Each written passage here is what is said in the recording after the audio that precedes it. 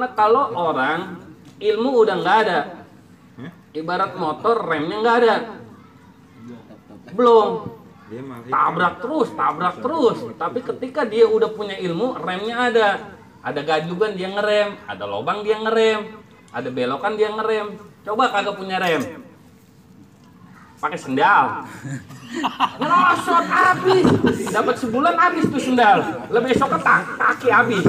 Nah, pakai tiang listrik. lubang hajar, gajugan hajar, besok turun bro.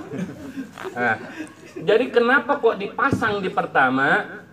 Karena nuntut ilmu itu fardu ain, wajib per individu, bukan fardu kifayah. Satu orang nuntut gugur, tapi ini fardu ain, wajib setiap orang. Satu hari kita nggak tuntut ilmu itu dosa berarti, karena wajib. Makanya bagi kalian yang merasa santai, sholat, puasa, zakat, haji, syahadat, tapi kalian udah nggak mau nuntut ilmu, hati-hati. Kita nggak tahu timbangan Allah.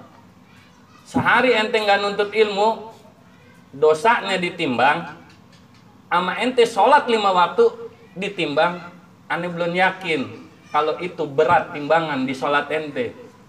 Bisa jadi berat di timbangan ente nggak nuntut ilmu. Hati-hati, kadang kita santai kan, ya nuntut ilmu sih ya apa be iya. Hati-hati, jangan santai, karena hukumnya fardu ain. Jangka waktunya, Nabi mengatakan dalam sabdanya, utlubul ilma minal mahdi ilal lahdi. Tuntut ilmu, saking Allah negasin, lihat matanya, ya tolong perhatiin, minal mahdi ilal lahdi. Minal mahdi dari brojol, logika main. Apa iya tuh bayi brojol udah bisa dia belajar? Kasih buku bisa baca kagak? Kasih kitab, kasih Quran bisa baca kagak? Kagak. Lihat terusannya, minal mahdi ilal lahdi. Lahdi itu liang lahat, bukan liang kubur. Lihat, saking wajibnya, sampai itu mayat dimasukin ke liang kubur masih kena hukum wajib. Bayangin, orang mati. Yang lahat yang mana berarti tadi? Coakan yang legok, masukin situ ngadep kiblat. Kalau yang kubur berarti di atasan gitu. Liang kubur tuh yang plong lurus. Logika main. Orang mati masuk keranda disolatin, dia aja udah nggak bisa belajar. Tapi kenapa kok Allah hukumin masih wajib? Saking penekanan kewajibannya bener-bener wajib. Bahkan kalau mau diukur derajat, itu mungkin lebih wajiban nuntut ilmu ketimbang sholat. Ente sholat tapi nggak punya ilmu, jadi nggak tuh sholat? Nggak jadi. Tapi ente punya ilmu, nggak sholat, bisa ngeles.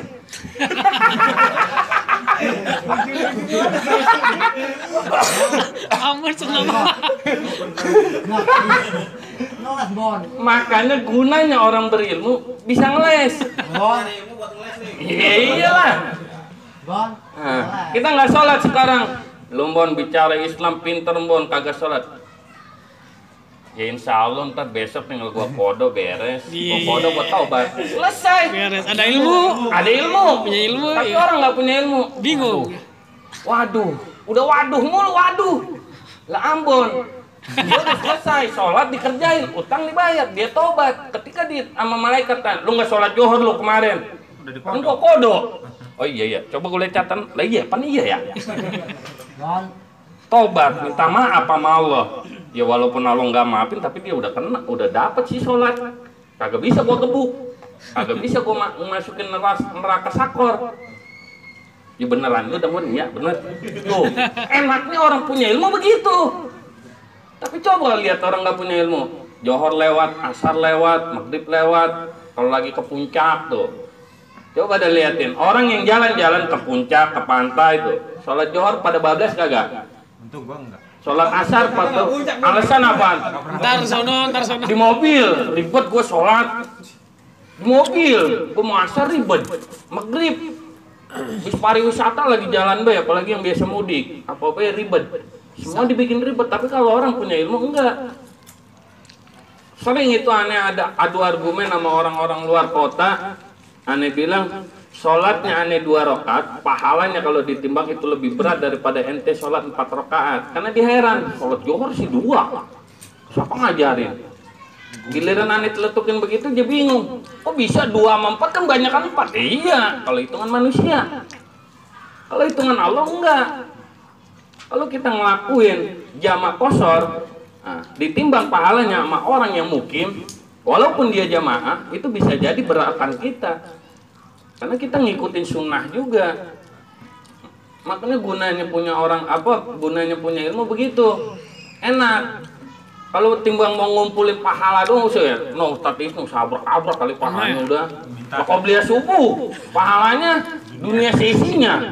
Lah dia kok beli subuh udah puluhan tahun. Lah punya dunia udah berapa puluh. Usia kuburan penuh sama pahala.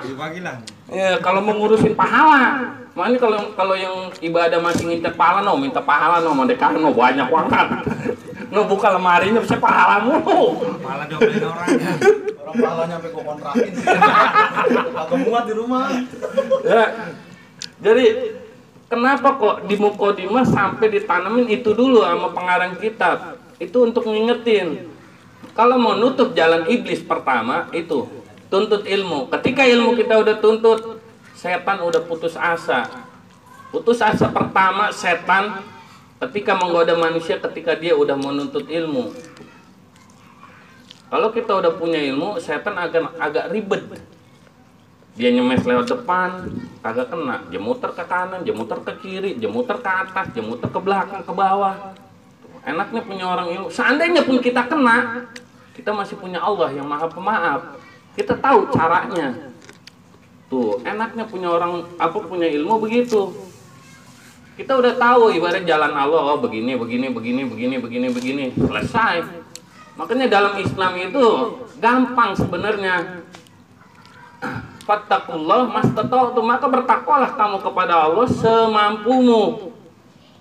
Johor lewat, ya udah asar gua kerjain. Johor yang ntar besok kalau gue inget kok kodo. Nah, selesai. Bukan berarti kita gampangin, ya itulah Islam. Islam itu mudah.